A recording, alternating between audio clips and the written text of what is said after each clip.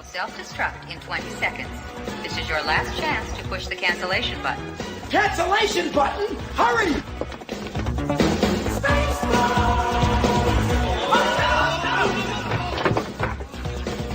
Where is it? It's gotta be here. Out of order! Fuck! Even in the future, nothing works. This ship will self-destruct in exactly 10 seconds. Counting down. 10, 9, 8, 6. 6! What happened to 7? Just kidding. There's the other end! Faster! 6, 5, 4, 3, 2, 1. Have a nice day. Thank you.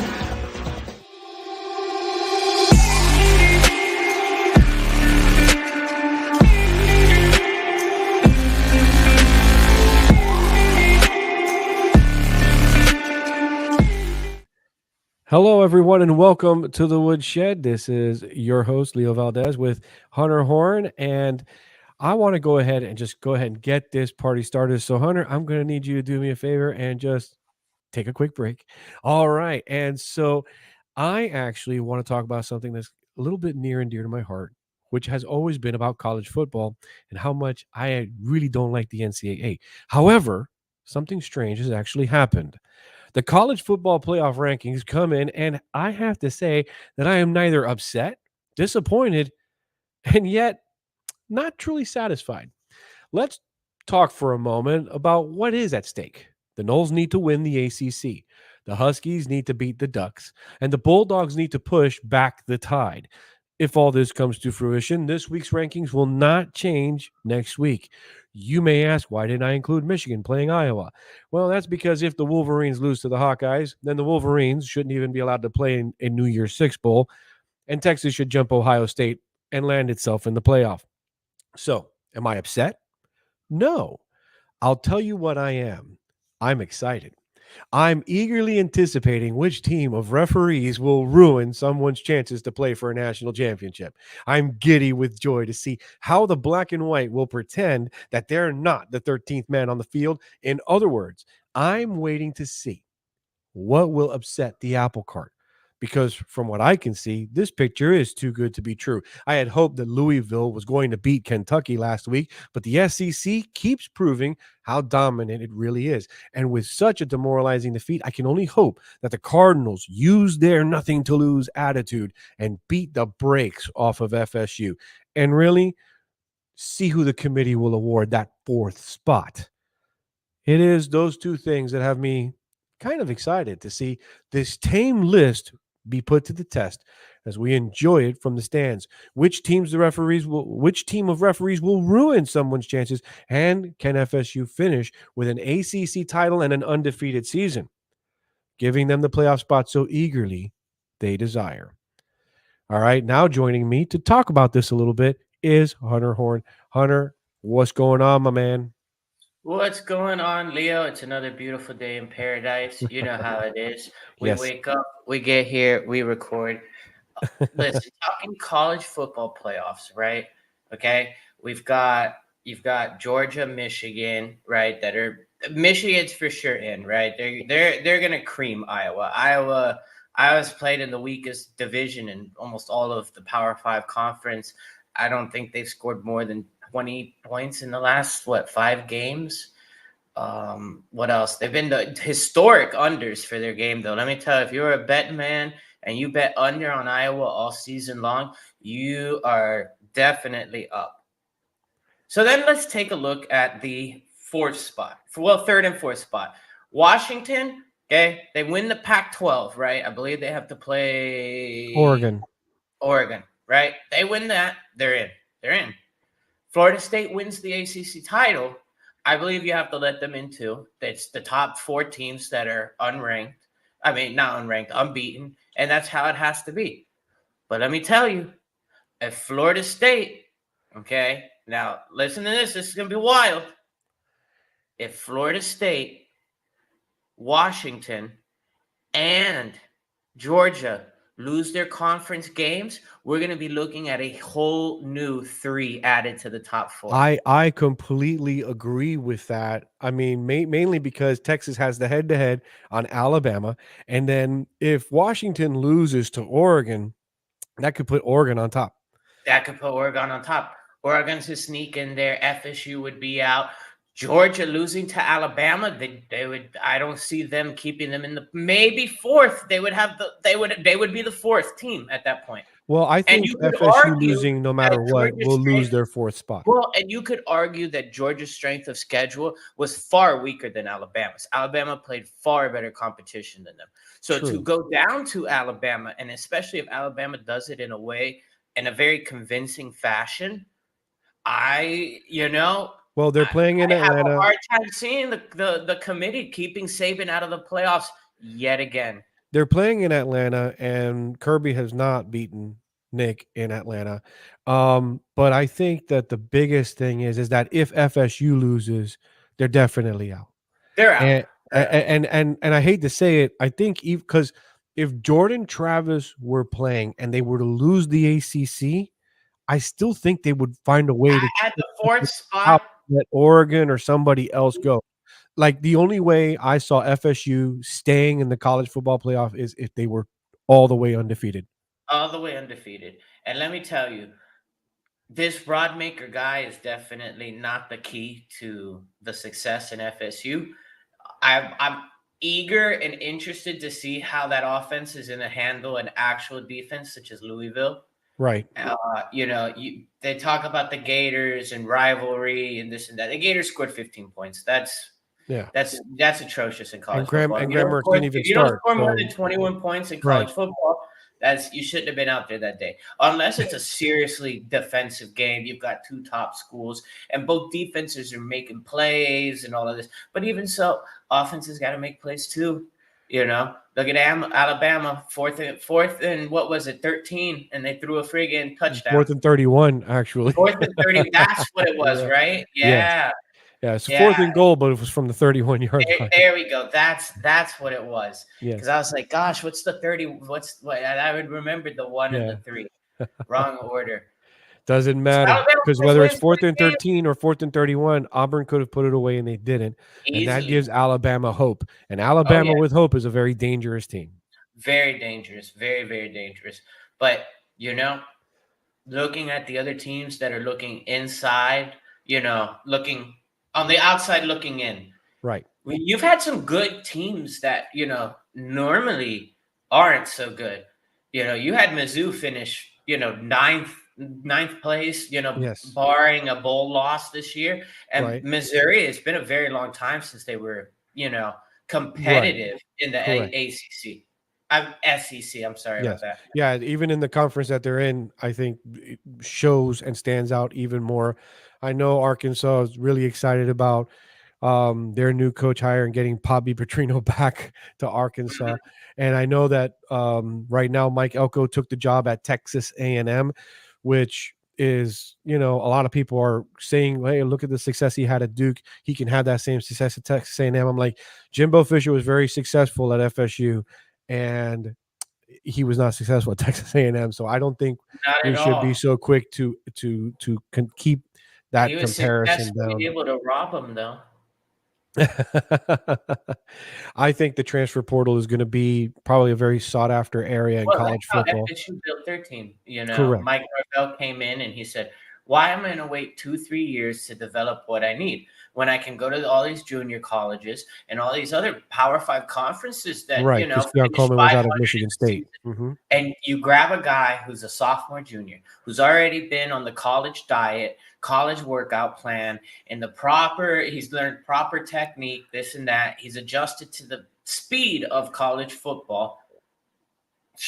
I mean, you're asking for high school recruiting to almost be squashed at that point. I think it's good because I think that'll allow a group of 5 schools to pick up good talent, develop them, and then move them to Power 5 schools. But that's a different discussion for a different day, because right now I really want to stick to the college football playoff itself. I honestly think that that if Georgia loses, I think that's what's really going to turn everything over. And you're talking about Ohio State getting in, maybe Oregon getting in, maybe even Oregon Texas. getting, You know, maybe even Alabama getting in right? because they beat Georgia. I'm telling you. I don't know. Georgia. Head to head matters. I think Texas would be looked at more than Alabama. And Well, even though I Texas, yeah, think, Texas but if was you the big. ask me, who deserves it right now because of how they're playing, Alabama would, because Alabama got better. Texas has Yes. kind of like almost fallen off. Hey, So it's yeah, they started getting figured out. This Ewers kid, they're starting to see what he sees. right. So That's why I said this. They got lucky that Alabama lost that game early in the season. right. Otherwise, to be undefeated right now, True. Absolutely. It they is were their still one working. loss in the column. So I think that championship week is actually going to be a very strong determining factor with who gets in the college football playoff. And I'm actually really excited about that. That's why I'm not so mad about this list in reality. No, All right. I can't disagree with the top four. The top four, the last four remaining unbeaten teams. Okay. That's how it should be. If you're in a heavy Power Five conference and you make it all the way through and you're unbeaten, and then you win your conference championship, you should be in there. That's just how it is. But this will be the last season we have this conversation, huh? With the Yeah, 12 because we're going to the playoff 12 coming, team. we Yeah. really won't, it'll be talking about the smaller schools, but the larger ones, whether or not they. Well, All you no, need to what I do is like make about, the like, if you conference look at the current championship. 12 teams, Hunter, if you look at the current 12 teams that are in contention right now that would be in the next year, man, all of them are like 1 or 2 lost teams, and they're really Yeah, they're good. very good. And so it's not just some little group of 5 schools sneaking in, maybe like a Tulane or something. But I Wow. think, I'm looking at the list currently, and I'm like, you know what? This would be a good 12-team playoff list right here. And I Oh, would yeah. be, I mean, I would love to see how far You got to Mizzou can take remember that something. You know what I'm saying? Well, you got to remember that I believe there's four spots or something that the lower division teams take, and then I think the higher seeded or something get a full bye week or something, and they're Right. automatically in the quarterfinal.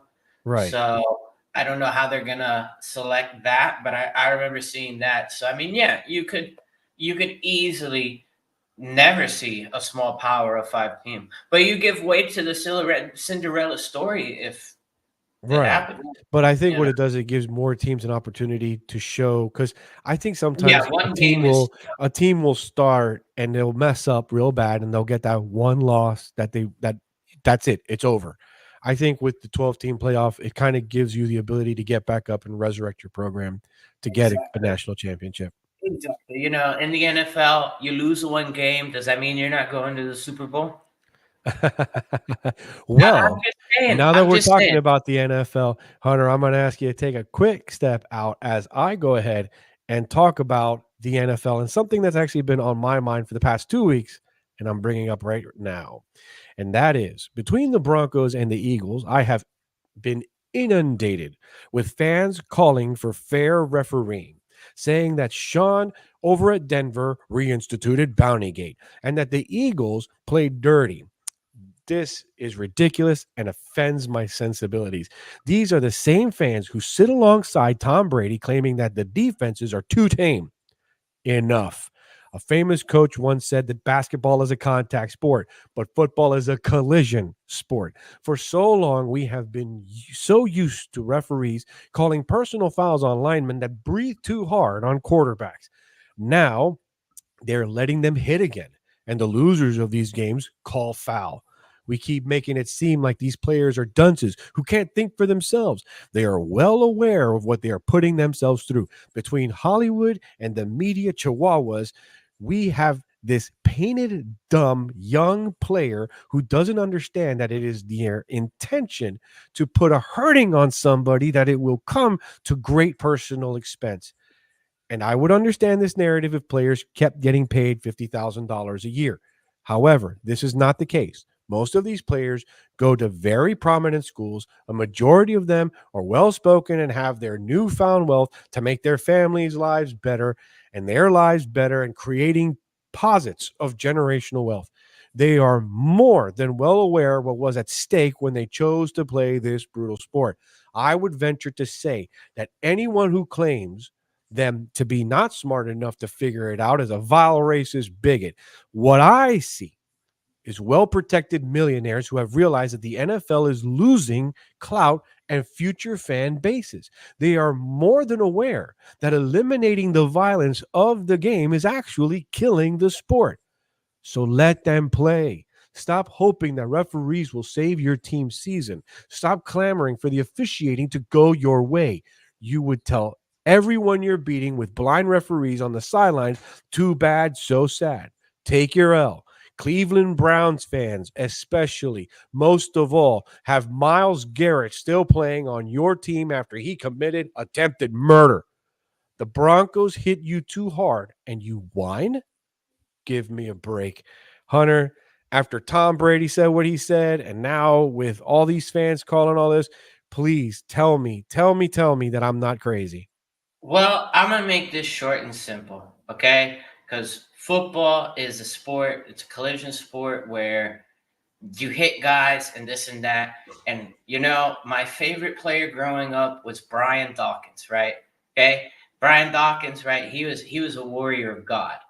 And when a receiver would catch a nice ball, this and that, he'd tell his teammates, I'm going to see how bad he wants to play football. And he'd go level the guy.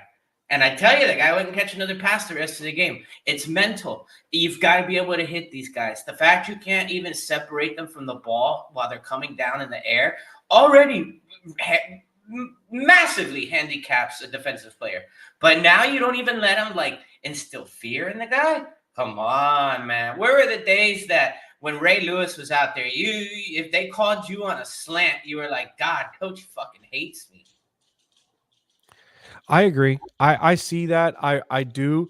I'm just so upset with the fact that the fans are the ones that are now crying foul. That's because fans used to get mad. Fans used to be like, "Oh, these football players, it's the gridiron. You're there, to lay the smack on somebody." And then all of a sudden, now the fans are getting all like, "Oh no, they hit our guy too hard, the poor baby." That's that woke fucking soft bullshit. You know how it is. People Yeah. soft nowadays. They don't want to see violence and this and that. And it's like, you don't want to watch violence, go watch basketball. Well, yeah, I mean, even that sport has lost a lot of its contact, and it's kind of like, I guess the game makes up with it with its finesse, but football without actual collision, I think it loses its clout when I would say defenses are castrated from being able to actually lay out the big hit. Absolutely. That's why I've told everybody these last few years, make sure you go wide receiver heavy. They're not letting them hit the wide receivers anymore. You're going to have tons of catches now. Well, now, like I said, now the referees are starting to let them play, let them get their hands on each other a little bit.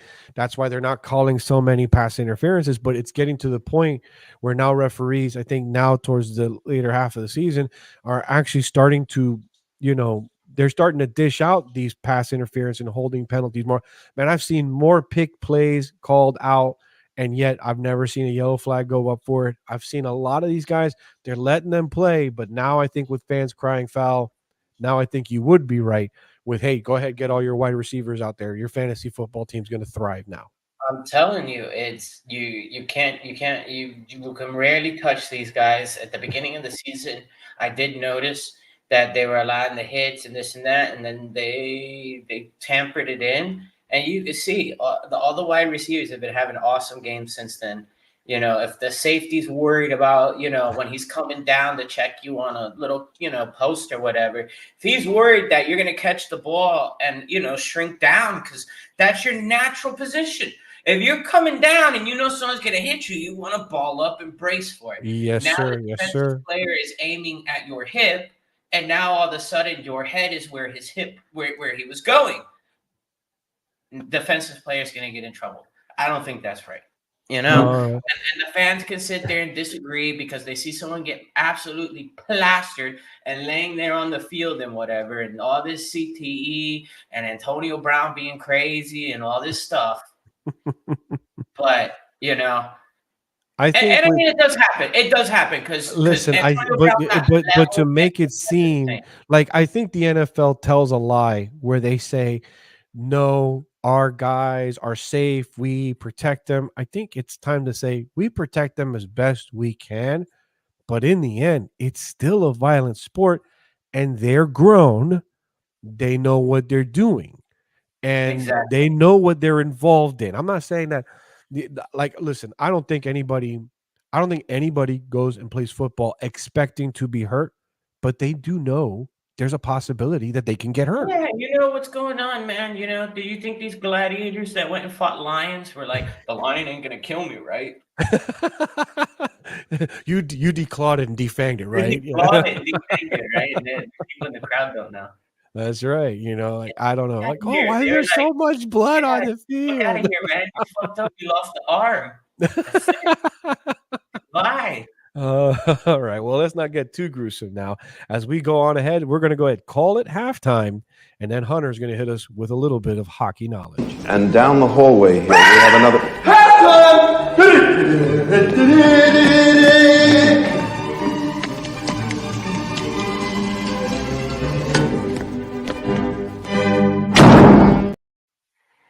What's going on, everybody? It's your favorite, Barry Melrose right here, Hunter Horn. And I'm here to drop some knowledge on you about this wonky hockey season. Let me tell you, I've been trying to put some parlays in. We haven't been hitting it that well. And I think that's because you're starting to see a change in the guard in the NHL. All these teams that have, really stockpiled on draft picks and whatnot. And you have teams that have gotten off to a hot start that are really starting to struggle now. You've got the Canucks are losing games. The Vegas Knights started out, I think it was like 12-0, 13-0, and now they're 15-4-3. So they've been on a struggle as teams are starting to learn each other and this, that, and the other. Teams that you really need to be afraid of because they're not on all cylinders right now, but they still have decent, records are like the Edmonton Oilers. They're, Connor McDavid will get going finally. He's going to score 40, 50 goals this season. It's happening. The Oilers will be back in the playoffs, and I think they'll be a dangerous team this year if they can figure out the goaltending. Now, hopping over to the East, right? The big bad Bruins started out hot again, and now they're on the decline.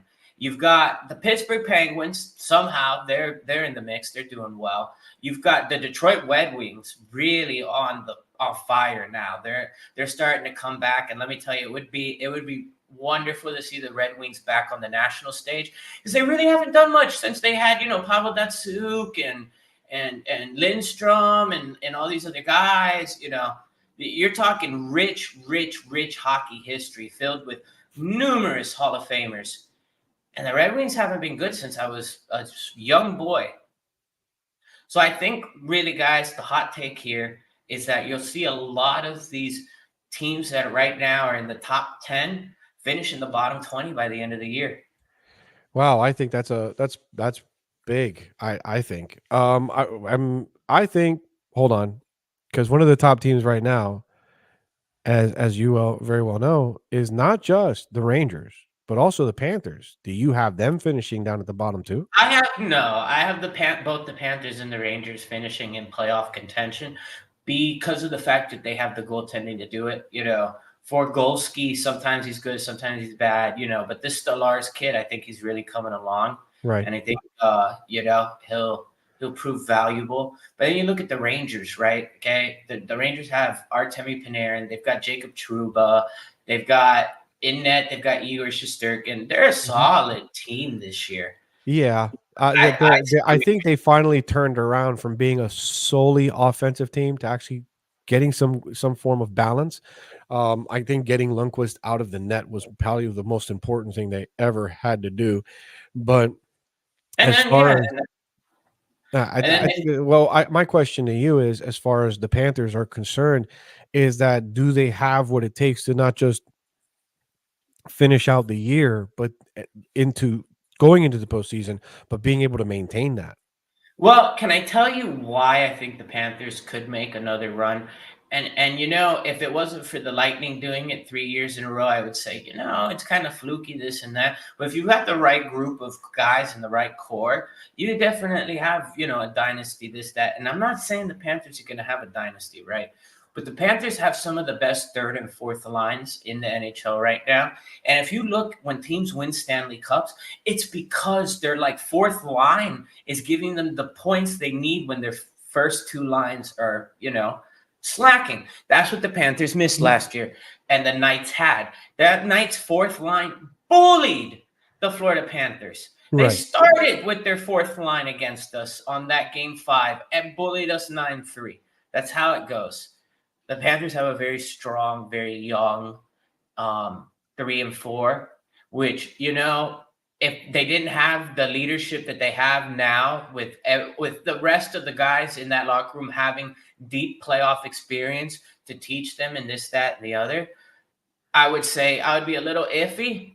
But the Panthers have brought in guys that know what they're doing.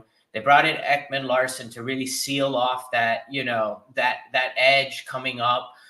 People don't realize that the Florida Panthers, unfortunately, they boxed themselves in last year. You're allowed 6 defensemen. Usually you want 3 right sticks, 3 left sticks. It helps you with the even out. Right. The Panthers had 5 guys with left sticks and 1 with a right stick. Ouch. Yeah, it's not the best defensive, No, because it only gets you leaning. It only gets you leaning one way.